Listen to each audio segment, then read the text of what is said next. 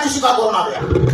तुला तर माहित माझ्या आजीची तलवार घरामध्ये टांगलेली, तलवार घ्यायची आणि अरण्य जंगलामध्ये जाऊ शिकारीला आणि आपण पण वाघाची शिकार करायची. घेतली तलवार, टाकली पाठीवर, गेलो अरण्यात. 2 दिवस झालं, 3 दिवस झालं, 4 दिवस झालं, हुडकतोय. अहो वाघ काय साधं माझा सुद्धा मला गावना साधं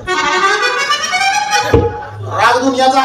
पण म्हणलं आता राग म्हणजे भीक माग आहे, महागारी जावं तर आता बाप आहे मारल्याशिवाय सोडत नाही. पण म्हणलं शेवटच्या मध्ये आता बाप आहे, क्षमा करायला आपल्याला निघायला लागलो तोपर्यंत चमत्कार काय करवंदाच्या जाळीच आपल्याला वाघ दिसतो.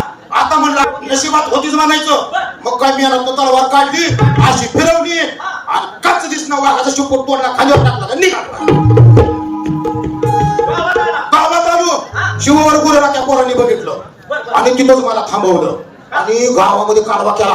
अजय पाटोळेनं वाघाची शिकार केली, अजय पाटोळेनं वाघाची शिकार केली. मुख्यमंत्री माझ्या तिथं सत्काराला आलो, गुलाल उधळं गुडघे इतका गुलाल गावामध्ये. मला काय म्हणायचं आहे, तू वाघाचा शिपूट तोडण्यापासून वाघाचं मुडकं जायला काय झालं? मी वाघाचं मुडकं जाणार होतो, माझ्या आधी